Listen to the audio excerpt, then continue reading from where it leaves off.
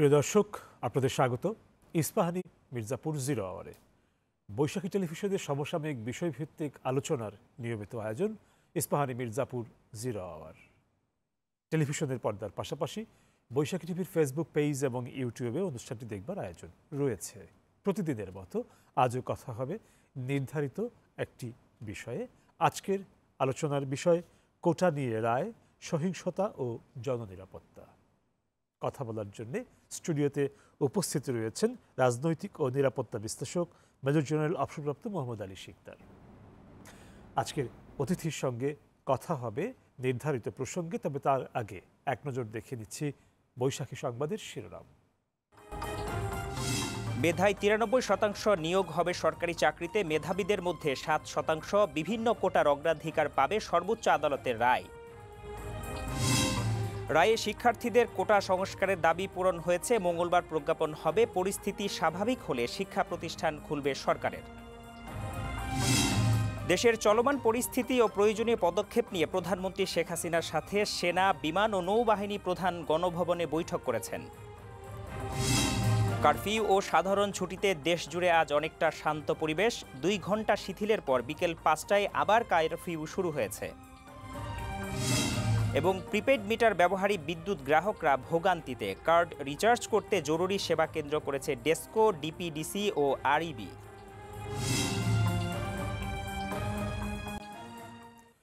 প্রিয় দর্শক, দেখছিলাম শিরোনাম, যাচ্ছি আলোচনায় আজকের অতিথি মেজর জেনারেল অবসরপ্রাপ্ত মোহাম্মদ আলী শিকদারের সঙ্গে। বিষয় এর ভেতরে জেনে গেছেন কোটা নিয়ে রায়, সহিংসতা ও জননিরাপত্তা। মোহাম্মদ আলী শিকদার, কোটা সংস্কার প্রসঙ্গে উচ্চ আদালতের রায়টি আমরা দেখলাম 11 দিনে হয়েছে এবং এই রায়টির মধ্য দিয়ে ধারণা করা হচ্ছে যে সংকটের এক ধরনের সুরাহা হলো, কারণ এই রায়টির জন্যই অপেক্ষা ছিল সরকারের নির্বাহী বিভাগের এবং এটির শুনানির সময়টিও এগিয়ে আনা হয়েছিল এবং শেষ পর্যন্ত আমরা রোববারে নির্ধারিত তারিখে এই রায়টি পেলাম এবং সেখানে কোটা সংস্কার করে তার আকারটি কী দাঁড়াবে সেই বিষয়েও স্পষ্ট নির্দেশনা দেওয়া হয়েছে এবং সরকারের ভূমিকা রাখার জায়গাগুলো কী আছে সেইগুলিও বলা আছে। তো এটি একটি গুরুত্বপূর্ণ বিষয় যেদিন আমরা পেরিয়ে এলাম সেদিনের। পাশাপাশি আরও একটি গুরুত্বপূর্ণ বিষয় এই সময়ের জন্য, সেটি হচ্ছে যে সহিংসতার অধ্যায়টি আমরা পেরিয়ে এলাম, অবশ্য পেরিয়ে এলাম ঠিক বলা যাচ্ছে না, কারণ আমরা এখনো পেরিয়ে যাইনি। আসলে সহিংসতা চলছে, হয়তো তীব্রতার অধ্যায়টি পেরিয়ে এলাম, কিন্তু সহিংসতা এখনো চলছে। আমরা জানি যে বিভিন্ন জায়গায় বিক্ষিপ্ত হলেও সেই সহিংসতাটি আছে। এই বিষয়গুলো নিয়েই আপনার সঙ্গে আজ কথা হবে। প্রথমেই যাচ্ছি কোটা নিয়ে যে উচ্চ আদালতের রায়, সেই প্রসঙ্গে। আপনাকে অনেক অনেক ধন্যবাদ। আজকে আমাদের রাষ্ট্রের সর্বোচ্চ আদালত যে রায়টি দিয়েছেন, বাংলাদেশের রাষ্ট্র এবং রাজনীতির বাস্তবতায় অত্যন্ত প্রজ্ঞাজনিত একটি রায় দিয়েছেন বলে আমি মনে করি। এবং এই রায়ের মধ্যে কোটা বিরোধী আন্দোলন যারা করছিলেন তাদের যে দাবি ছিল, সেই দাবির বলা যায় শতভাগই পূরণ হয়েছে বলে আমরা মনে করি। আইনমন্ত্রী এ ধরনের একটি মন্তব্য করেছেন। তিনি বলেছেন যে তিনি মনে করেন যে এই রায়ের ভেতরে আন্দোলনকারীদের দাবি দেওয়ার প্রতিফলন আছে। না, সেটা তো রায় আদালত বলেছেন, আমরাও তো দেখছি, তারাও তো বলেছেন যে তারা সংস্কার চায় এবং তারা বলেছিলেন একেবারে স্পষ্টভাবে সর্বোচ্চ 5% কোটা তারা করেছিলেন। সেখানে সর্বোচ্চ আদালত 7 করেছে মাত্র। সুতরাং সর্বোচ্চ আদালতের এই যে সামান্য একটু, এটিতে আর কথা বলার কোনো সুযোগ থাকে না, বলা যায় তাদের শতভাগই পুরো হয়েছে। সুতরাং এই যে বিগত দিনের যা ঘটনা ঘটেছে, যে সহিংসতা, ভয়াবহ সহিংসতা, হাজার হাজার কোটি টাকার সম্পত্তি, মানুষের জীবনের নিরাপত্তার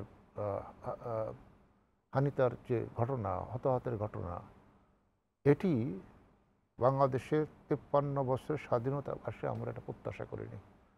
আমরা 1971 সালে অস্ত্র নিয়ে যুদ্ধ করেছি, আমরা পাকিস্তানিদের সহিংস দেখেছি এবং পাকিস্তানের যারা সহযোগী ছিল এদেশের কতিপয় অংশ, যারা রাজাকার নামে পরিচিত ছিল, জামাত নামে পরিচিত ছিল, তারা পাকিস্তানিদের চেয়েও ভয়াবহ সহিংসতা চালিয়েছে এবং তারা আমাদের মা বোনদের ধরে নিয়ে পাকিস্তানের হাতে হস্তান্তর করেছে।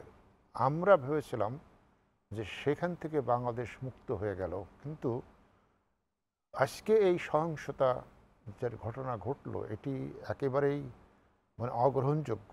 স্বাধীনতা এবং গণতান্ত্রিক যে অধিকার, তার মানে এটা নয় দায়িত্বহীনতা নয়, এর সাথে দায়িত্ব যে জায়গাটি, দায়িত্বশীলতা ওতপ্রোতভাবে জড়িত।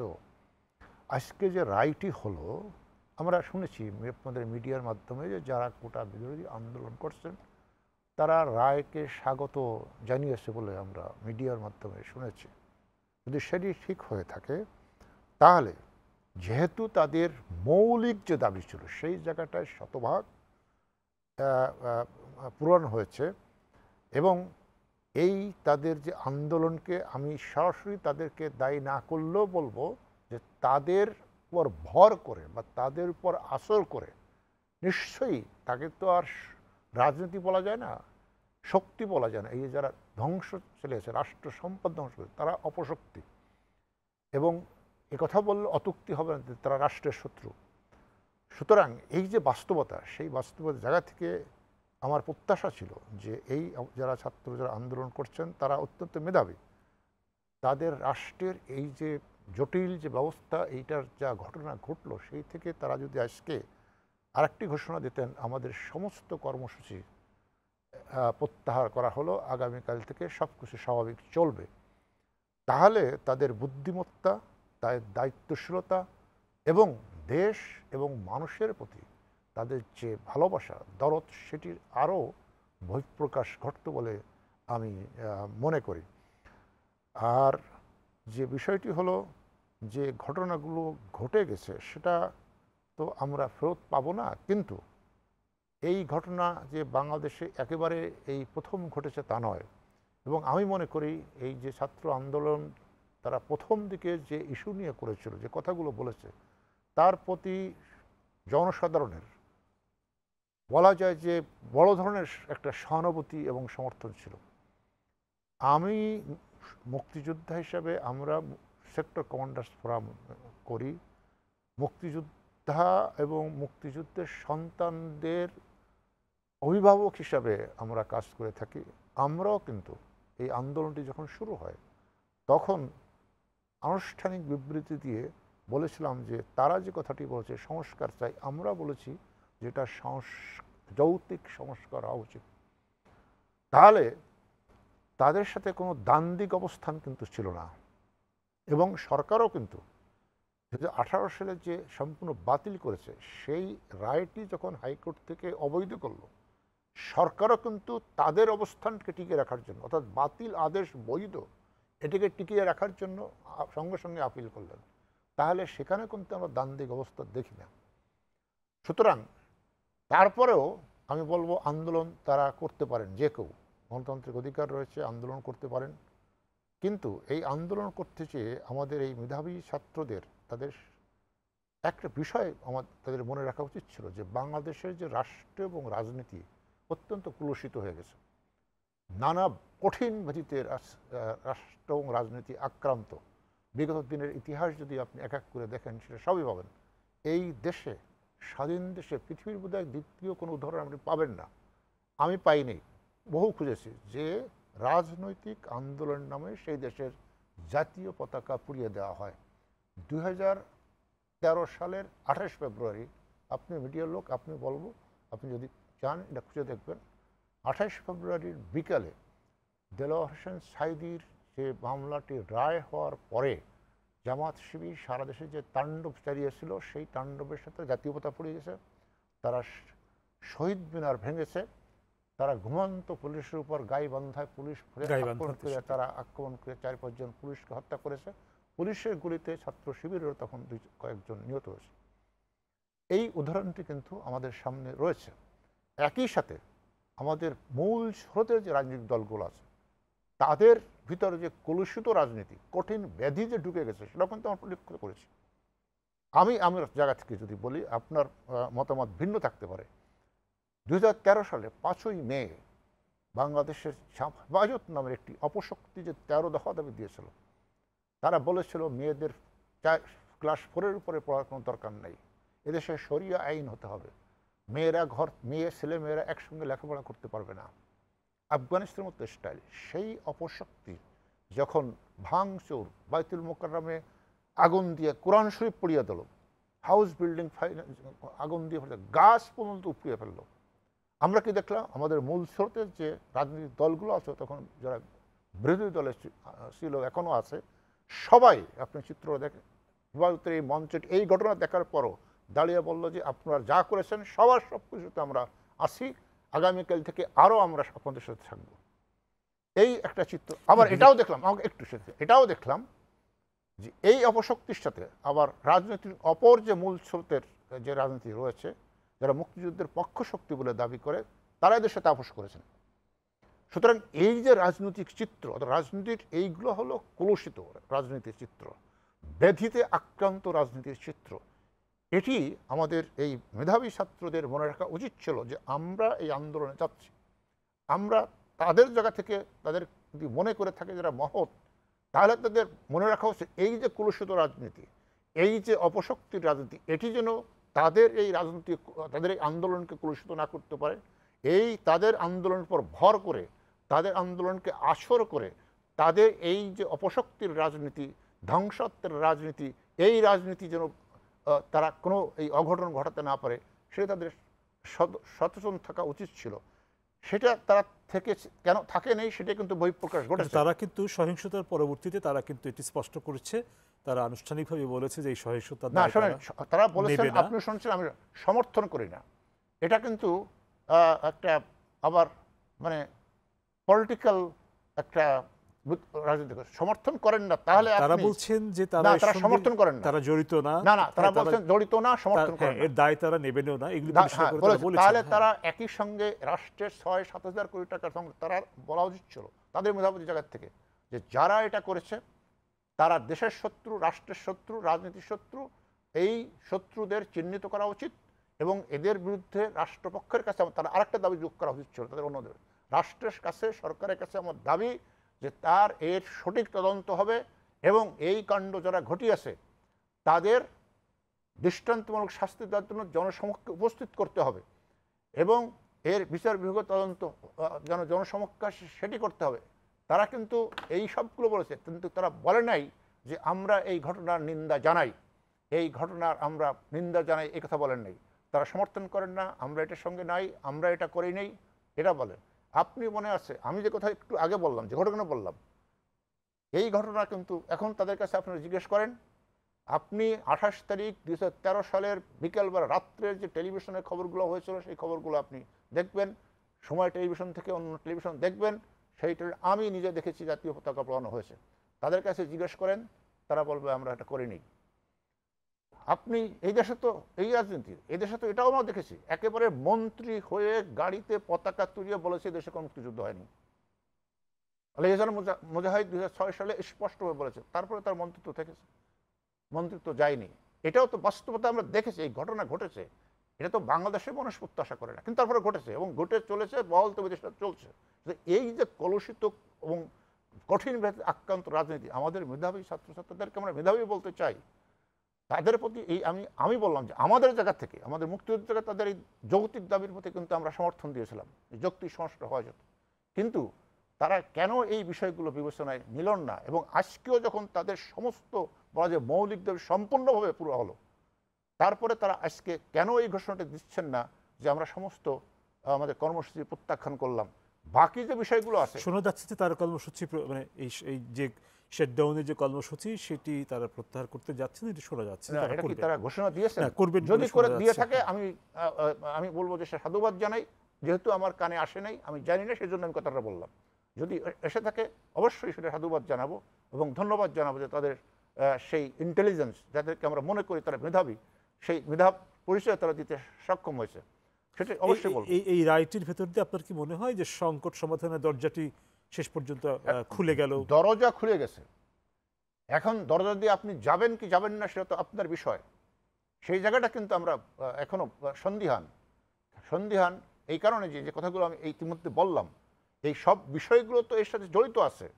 এই ঘটনা আপনি দেখেন, আপনি একটা বিবেচনা করে দেখেন যে সহিংসতা ঘটলো, আপনি আজকে আপনার ইস্যু সহিংসতা, এই যে সেতু ভবনে যেভাবে এখন হলো, এই যে এসে 10 নম্বর গোল চক্করে উত্তর সিটি কর্পোরেশনের গাড়ির যে গুদাম, কতগুলো গাড়ি আগুন দিল, সেটি 50-60টি গাড়ি আগুন দিল।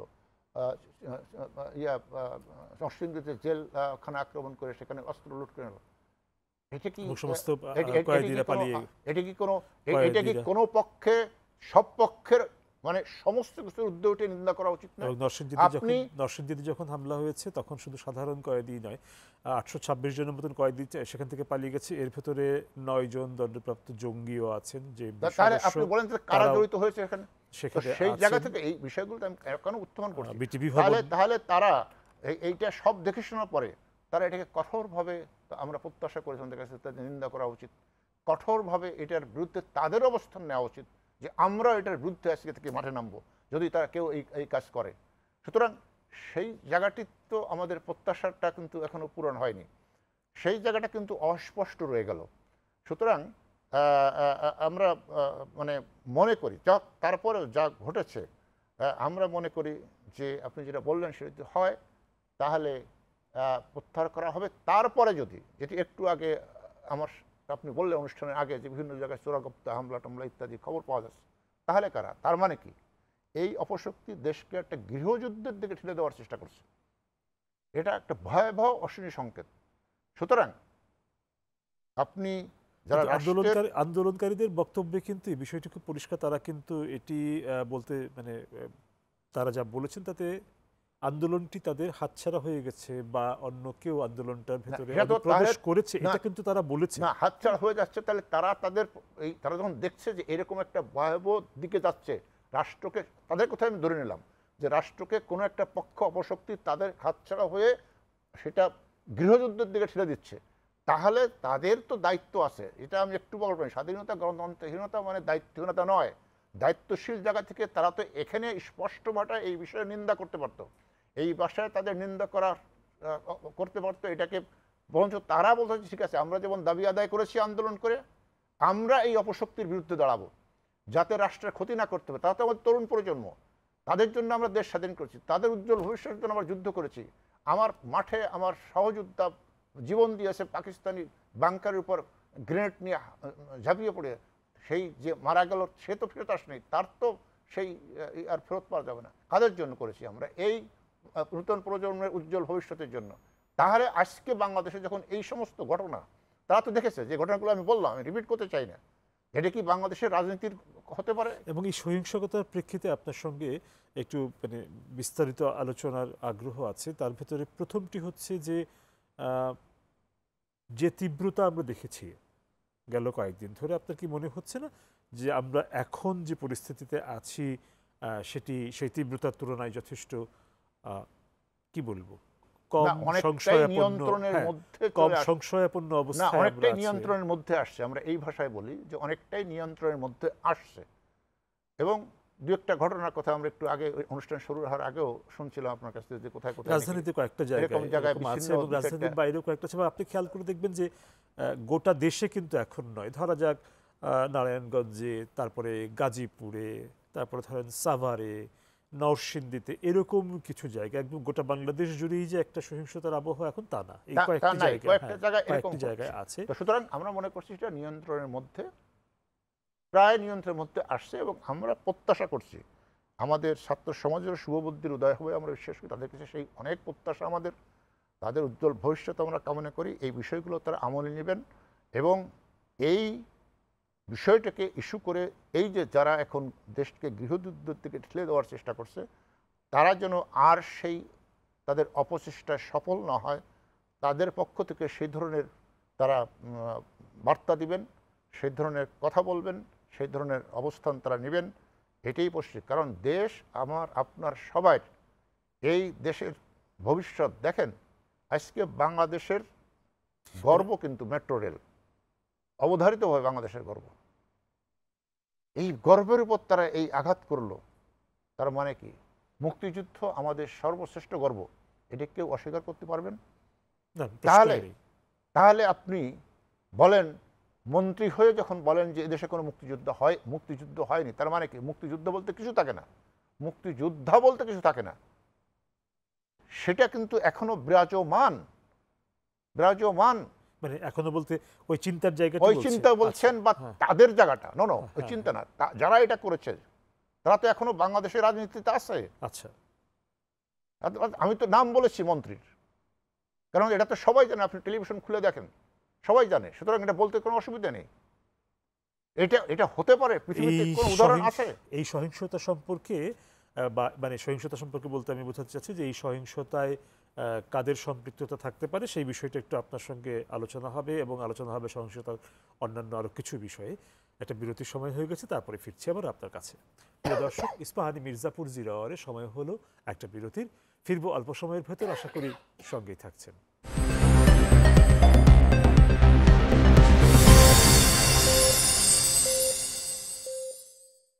প্রিয় দর্শক, আপনাদের আবারও স্বাগত ইস্পাহানি মির্জাপুর জিরাওয়ারে।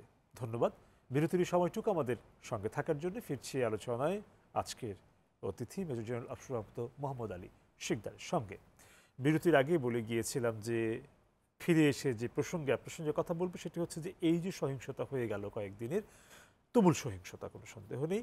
তো এই সহিংসতায় আসলে কারা জড়িত, কোন পক্ষ জড়িত, এবং তারা এই যে কোটা আন্দোলনের উপর যেটা আপনি বলছেন যে ভর করে তারা যে, বা এই আন্দোলনটার ভেতরে তারা প্রবেশ করে তারা যে সহিংসতার জন্ম দিল, সেক্ষেত্রে এই আন্দোলনটি তাদের জন্য নিশ্চয়ই একটি সুযোগ হয়ে গেছে। কিন্তু তাইলে যদি এটি সুযোগ হয়ে গিয়ে থাকে, তার মানে তারা তো অপ্রস্তুত ছিলেন না, তারা নিশ্চয়ই দীর্ঘ সময় ধরে অপেক্ষা করছিলেন এরকম কোনো একটি সুযোগের। কারণ হুট করে এরকম একটি সুযোগের ভেতরে এসেই এত বড় ধরনের তীব্র মাত্রার সহিংসতা ঘটানো স্বাভাবিক বুদ্ধিতে বোঝা যায় খুব কঠিন।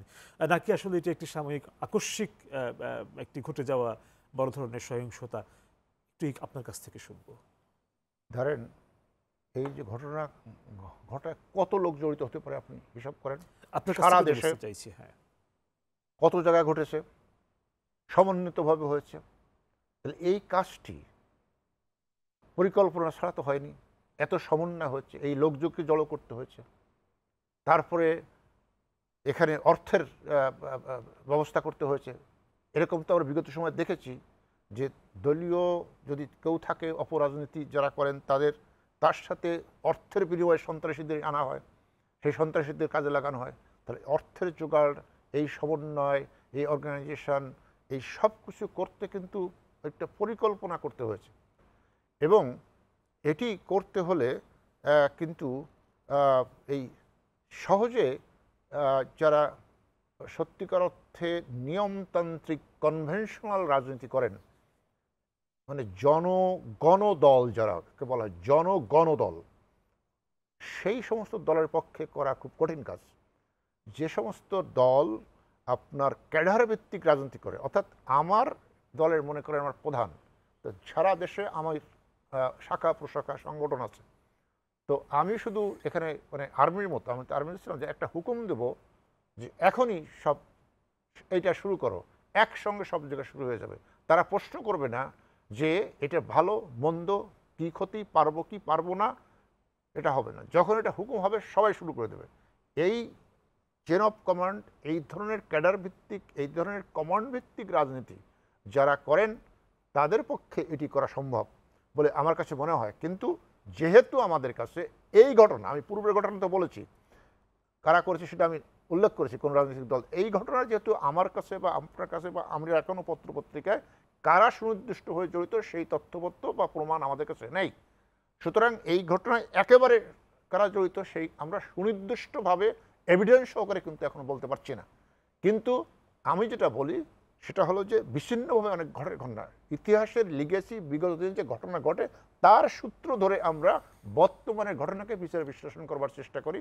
সেই জায়গা থেকে বিচার বিশ্লেষণে আমাদের কাছে যে মূল্যায়নটি সামনে আসে সেই সূত্রে আমরা বলি যে এটা হতে পারে, এবং আমরা বলি এটা হতে পারে, তার মানে যে এটাই সত্য সেটা নাও হতে পারে।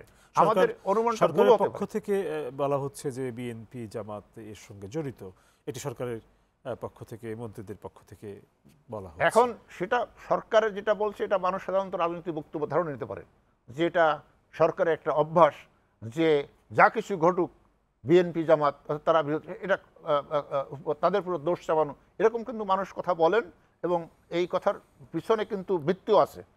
কিন্তু একই সময়ে আপনি যদি যে কথা একটু আগে আমি বললাম, আপনি ইতিহাসের লেগেসিতে ধরেন, তাহলে কিন্তু এই কথার ভিতরে সার্বত্রতা আছে।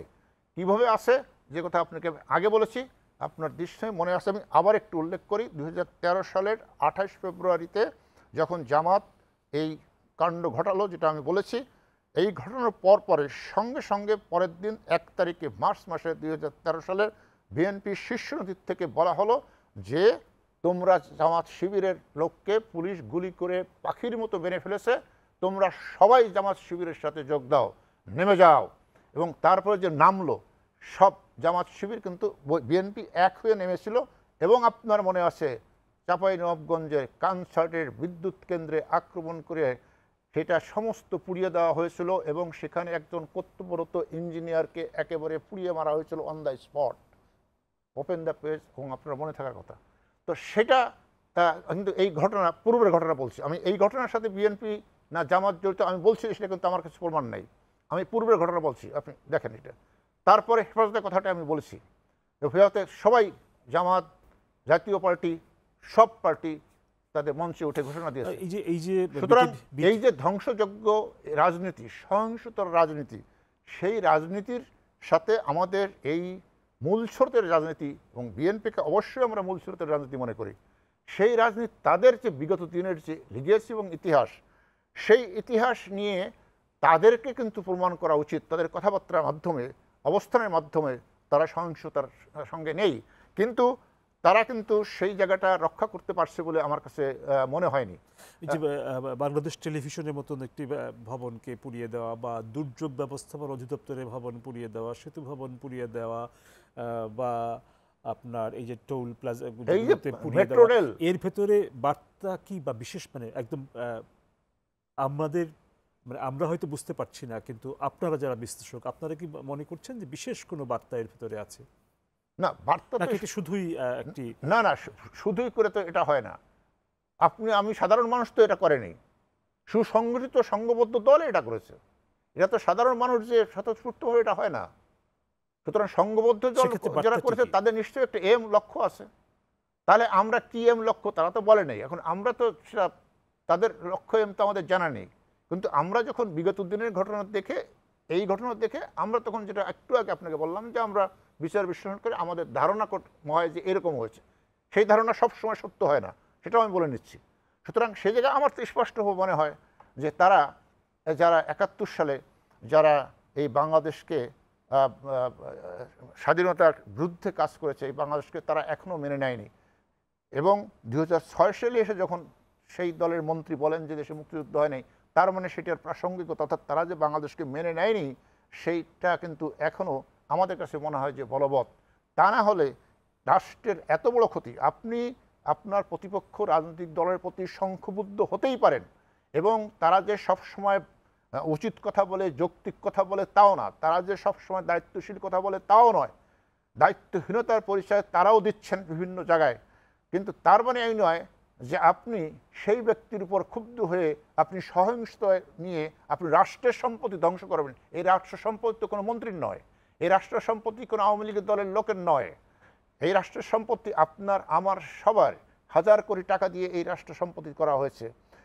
এটা দিয়ে তাহলে আবার আমাদের পকেট থেকে টাকা নিয়ে এটাকে রিপেয়ার করা হবে।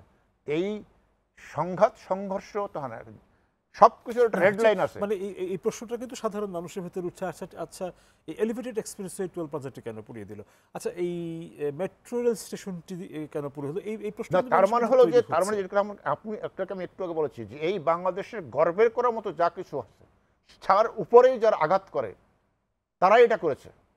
বাংলাদেশের সবচেয়ে গর্বত জাতীয় পতাকা, এটা প্রতীক স্বাধীনতা। ধরেন এই মেট্রো রেলের কারণে কিন্তু এই রাজধানীবাসী যথেষ্ট উপকৃত হয়েছে, এবং এখন মানুষ আপনি চলছেন কিনা জানি না, আমি একবার মানে নিজের মানে ওই দেখার জন্য, দেখার ইচ্ছায় আর কি, লেটস সি আর কি। বাংলাদেশে এমন একটা মানুষ, একটা মানুষ নেই যারা বলছে যে তারা আমরা এত খুশি, এত ভালো হয়েছে আমাদের জন্য, এত সুবিধা হয়েছে, আমরা এত সহজে যেতে পারছি, এত সস্তায় যেতে পারছি, আমরা তার শুনলাম প্রতি আক্রমণ কেন? যে মেট্রো রেল কর্তৃপক্ষ বলছেন যে মিরপুরের দুটি স্টেশনে যে পরিমাণ ক্ষয়ক্ষতি হয়েছে এগুলো ঠিকঠাক করে সক্রিয় করতে হলে 1 বছর সময় এক লেগে বছরও যাবে। বেশি সময় তো লাগতে পারে তার বলে মানে তারা তো এই দারুণ একটি সেবা থেকে মানুষ লম্বা সময় তাহলে বঞ্চিত যারা হবে। এটা করেছে, তো আমরা তো সেটাই বারবার বলার চেষ্টা করছি যে একজন টোকাই এসে হঠাৎ করে কেউ, একজন পাগল এসে এটা করেনি, সংঘবদ্ধ দল সুপরিকল্পিতভাবে করেছে। তাহলে তারা কারা, কারা হতে পারে?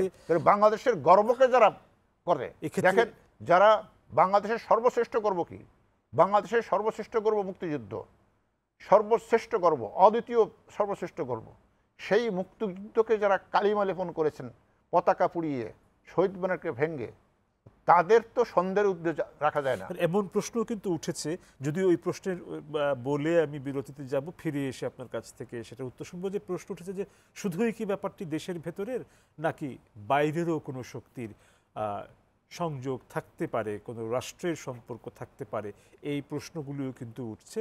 বিরতির পর ফিরে এসে একটু আপনার কাছ থেকে এই বিষয়ে শুনবো। প্রিয় দর্শক, ইস্পাহানি মির্জাপুর জিরোয়ারে সময় হয়েছে আরও একটা বিরতির। ফিরবো অল্প সময়ের ভেতর, আশা করি সঙ্গেই থাকছেন।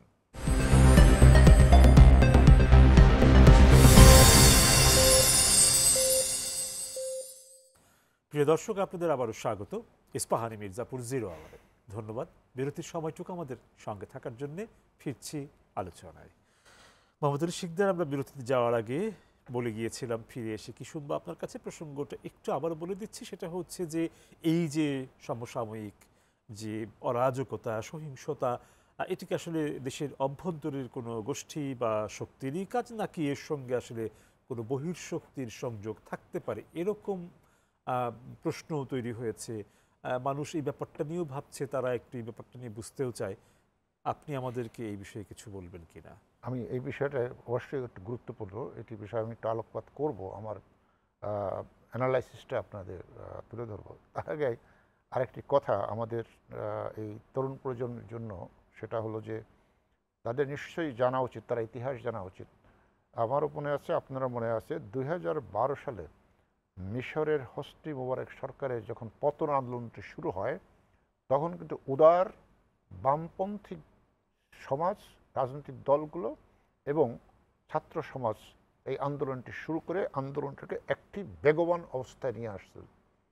কিন্তু পরবর্তীতে মিশরের যে ধর্মান্ধ উগ্রবাদী ব্রাদারহুড আছে, যেটাকে জাস্টিস অ্যান্ড ডেভেলপমেন্ট পার্টি নাম বলে, তারা তো ক্যাডার ভিত্তিক রাজনীতি করেন, কমান্ডার রাজনীতি, তারা কিন্তু ব্যাপকভাবে এটা, এবং তারা ঢোকাতে কিন্তু এই আন্দোলনটা ব্যাপক বিস্তৃতি লাভ করে, ব্যাপকভাবে দেশের মানুষ, এবং আন্দোলনের শক্তি ব্যাপক। তখন কিন্তু মানুষ বুঝতে পারেননি, তারা অবশ্যই ধরেছে যে ইয়েস, স্বৈরতন্ত্র চলছে, গণতন্ত্র নয়, এটার অবসান হওয়া উচিত। কিন্তু যে মুহূর্তে আপনার এই মোবারক সরকার পতন হলো, পরে যখনই নির্বাচন হলো, দেখা গেল ওই যে উদার গণতান্ত্রিক বামপন্থী যারা ছিলেন, তারা একেবারে পিছনে পড়ে গেলেন, এসে ক্ষমতায় চলে আসলেন ব্রাদারহুড জাস্টিস ডেভেলপমেন্ট পার্টি, এসে মিশরকে একটা ধর্মান্ধ উগ্রবাদী রাষ্ট্র বানানোর জন্য যখন সংবিধানের সব কিছু পরিবর্তন করা শুরু করলেন, তখন এই বর্তমানে মিশরের যিনি প্রেসিডেন্ট আছেন আল সিসি, তিনি সামরিক বাহিনীর প্রধান ছিলেন, কু করে তাদেরকে সবগুলোকে ক্ষমতাচ্যুত করেছেন, সবগুলোকে ফাঁসি দিয়েছেন। যাক, কারণ এই কথাই বললাম এই কারণে যে কিভাবে একটি মহৎ সৎ গণতান্ত্রিক আন্দোলনকে কিভাবে ধর্মান্তর উগ্রবাদী ক্যাডারভিত্তিক রাজনীতিগুলো ছিনতাই করে নিয়ে যেতে পারে, তার একটা আন্তর্জাতিক উদাহরণ হিসেবে আমি এই কথাটা বললাম। এখন আসেন যে এই অভ্যন্তরীণ যে শক্তি অপশক্তি, তার কিছু আলোচনা আমরা করেছি। এখন হল যে বহির্শক্তির কোনো ইন্ধন থাকতে পারে কিনা, এটা থাকাটা একেবারে অস্বাভাবিক নয়। আমি মনে করি থাকার সংখ্যা বেশি। তার কারণটি হলো যে গত 15-20 বছরে বাংলাদেশের যে জায়গাটি এসে দাঁড়িয়েছে, আপনি সেটি উন্নতি বা সমৃদ্ধির জায়গা এসে বলেন, আন্তর্জাতিক অঙ্গনে বাংলাদেশের মর্যাদার জায়গা বলেন, বাংলাদেশ সন্ত্রাস জঙ্গি দমনের যে মডেলের একটা প্রশংসিত জায়গায় এসেছে সেটা বলেন, উন্নয়নের যে রোল মডেল বলেন, ভূ ভূ রাজনৈতিক গুরুত্বের রাজনৈতিক জায়গাটির জায়গায় ব্যাপারটি। এইখানে এই যে এশিয়া প্রশান্ত মহাসাগরীয় অঞ্চল মিলে যেখানে চীন, ভারত, মিয়ানমার, জাপান, অস্ট্রেলিয়া এবং মার্কিন যুক্তরাষ্ট্র জড়িত, সেখানে যে দ্বন্দ্ব প্রতিযোগিতা হচ্ছে, সেই দ্বন্দ্ব প্রতিযোগিতার জায়গাটিতে বাংলাদেশের ভৌগোলিক অবস্থানের কারণে এবং বাংলাদেশ যেহেতু এখন তাদের অর্থনৈতিক সক্ষমতায় ইন্ডিপেন্ডেন্টলি তাদের ভয়েসটা রেজ করতে পারে, সেই জায়গায় থেকে এই যে শক্তিগুলো রয়েছে তারা চাইবে যে সবসময় চাইবে যে বাংলাদেশকে তাদের বলয়ের মধ্যে রাখার জন্য। তো তাদের বলয়ের মধ্যে তো তাদের স্বার্থের কারণে রাখতে চাইবে। কোনো রাষ্ট্র অন্য কোনো রাষ্ট্রের স্বার্থের জন্য কাজ করে না, তাদের নিজের স্বার্থের জন্য কাজ করে। সুতরাং তাদের স্বার্থ অর্জনের জন্য তাদের বলয়ের মধ্যে বাংলাদেশকে রাখার যে চেষ্টা, সেটা কিন্তু স্পষ্টভাবে আমরা বিগত কয়েক বছরে দেখেছি। নির্বাচন আসলে তো এটা আরও বেশি দেখা যায়। গত নির্বাচনের সময় আমরা দেখেছি কারা কোন দিকে কী করছেন। তো সেই জায়গা থেকে যখন বাংলাদেশ একেবারে ইন্ডিপেন্ডেন্টলি একটা ফরেন পলিসি নিয়ে সবার সাথে বন্ধুত্ব, কারোর সাথে শত্রুতা নয়, আপনার শত্রু হলো আমি তো তার শত্রু না, আপনি আমার সাথে, আপনার সাথে আমি বন্ধুত্ব রাখতে চাই, আবার আরেকজন যিনি আছে ওনার সাথেও আমি বন্ধুত্ব রাখতে চাই, কিন্তু এটি আবার অন্যের সমাজ। কেন আপনি আপনার আমার শত্রুর সাথে বন্ধুত্ব রাখবেন? এটি কাম্য নয়। এ ধরনের এটা অনেকেই পছন্দ করে এটা না। পছন্দ করেন না। হ্যাঁ, কিন্তু এটা এখন কিন্তু এই যে বৈশ্বিক যে ভূ রাজনীতি, এই বাস্তবতায় কিন্তু এটি টিকবে না। টিকবে না, আমি তা একটা উদাহরণ দিই, একেবারে সাম্প্রতিক উদাহরণ। মার্কিন যুক্তরাষ্ট্রের এখন বলা যায় অন্যতম এই অঞ্চলে পরম বন্ধু হলো ভারত। তাদের সাথে মার্কিন যুক্তরাষ্ট্রের মানে স্ট্র্যাটেজিক থেকে আরও সম্পর্ক, পারমাণবিক বিষয়ে আদান প্রদান, সহযোগিতার সম্পর্ক। আপনার কি F-36 না F-35 যুদ্ধ বিমানের যে তারা ভারতকে দিচ্ছে। এবং গত বছর জুন মাসে নরেন্দ্র মোদী যখন এসে গেলেন আমেরিকায় গেলেন, কংগ্রেসের উভয় বসে তাকে ভাষণ দেওয়ার বিরল সম্ভাবনা দিয়েছেন, স্ট্যান্ডিং ওভেশন দিয়েছেন। এই জায়গায় যদি আপনি ধরে এখন যদি দেখেন, রাশিয়া ইউক্রেন যুদ্ধের প্রেক্ষিতে পুতিন বা রাশিয়াকে মার্কিন যুক্তরাষ্ট্র পশ্চিম বিশ্বের সরাসরি শত্রু হিসেবে ঘোষণা দিয়েছে। এটা ওপেন সিক্রেট না, এটা ওপেন। তাহলে নরেন্দ্র মোদী কিন্তু এই কয়েকদিন আগে যে রাশিয়ার প্রেসিডেন্টকে বুকে জড়াই দিচ্ছেন, কিন্তু তার পরিপ্রেক্ষিতে কিন্তু পশ্চিমা বিশ্ব বা মার্কিন যুক্তরাষ্ট্র বলেন নাই যে আমরা ভারতের সাথে সব সম্পর্ক ছিন্ন করলাম বা করব, কোনো রকম কোনো হুমকি দেন নেই। কারণ ভারত সেই শক্তিটা অর্জন করেছেন যে আমরা তোমার সাথে সম্পর্ক রাখতে চাই, আবার আমার যেখানে স্বার্থ রয়েছে, তোমার শত্রুতা হতে পারে, কিন্তু আমি তাদের সাথে আমার স্বার্থের জন্য সম্পর্ক রাখবো। বাংলাদেশ ভারতের সাথে ওই জায়গায় আমরা ওই শক্তিতে এখনো পৌঁছতে পারিনি, কিন্তু বাংলাদেশ যেভাবে এগোচ্ছে, সেই এগোনের যাত্রা যদি অব্যাহত থাকে, তাহলে বাংলাদেশ যেমন একই সঙ্গে ভারত, চীন, মার্কিন যুক্তরাষ্ট্রের সম্পর্ক রেখেছে। ভারতের প্রধানমন্ত্রী সফর করার 15 দিনের মাথায় প্রধানমন্ত্রী চীনে সফরে গিয়েছেন। সুতরাং এই যে একটা স্বাধীন সত্তার ইন্ডিপেন্ডেন্ট, আমার রাষ্ট্রের স্বার্থের জন্য আমি সবার সাথে বন্ধুত্বে রাখবো, সেই জায়গাটা কার পছন্দ কার অপছন্দ না সেটি কিছুটা অনুমান করা যায় বিগত সময়ের ঘটনাবলী দেখে। সুতরাং তারা যদি তাদের, আমি যদি বাংলায় বলি, তাদের বাগে নেওয়ার জন্য বাংলাদেশকে, তাদের সাথে নেওয়ার জন্য বাংলাদেশকে বলায় নেওয়ার জন্য এই ধরনের মানে অভ্যন্তরীণ অস্থিরতা সৃষ্টি করে চাপ তৈরি করা, অর্থাৎ অভ্যন্তরীণ অস্থিরতা সৃষ্টি করে একটা চাপ তৈরি করা যে এইরকম হচ্ছে, সুতরাং আমরা তোমাদের কিন্তু করতে পারি, সহায়তা করতে পারি, বা তোমাদের যে অর্থনৈতিক ক্ষতি হয়ে গেল 6,000-7,000 কোটি টাকার, এটা পূরণের জন্য যা করো আমরা, এই ধরনের এক ধরনের প্রস্তাব আর এক ধরনের চাপ, এটি কিন্তু এখন ভূ রাজনীতির একটা কৌশলের অংশ হিসেবে পরিণত হয়েছে। সুতরাং এই যে জায়গাটি আপনি প্রশ্ন করছেন, এইগুলো শেষ করি যে এটা কিন্তু সংখ্যাটা অমূলক নয় যে বাইরের শক্তি এর ভিতরে থাকতে পারে। আমরা একদম ধরুন 20-30 সেকেন্ড সময় নিয়ে আপনার কাছে আসতে পারি, যে যদি আপনার নিজের কিছু বলার থাকে, আমাদের দিক থেকে কোনো প্রশ্ন থাকছে না। আচ্ছা, আমরা বলবো যে ধরেন রাষ্ট্রের যারা দায়িত্ব থাকেন, যারা রাষ্ট্র পরিচালনা করেন, দায়িত্ব অনেক বেশি। দায়িত্বশীলের জায়গা থেকে তাদের কথাবার্তার দায়িত্বশীলতার পরিচয় দেওয়া উচিত এবং তারা মনে করা উচিত তিনি ব্যক্তি নন, তিনি রাষ্ট্রের প্রতিনিধি, তিনি মন্ত্রী হন বা কোনো ক্ষমতাসীন দলের ব্যক্তি হন।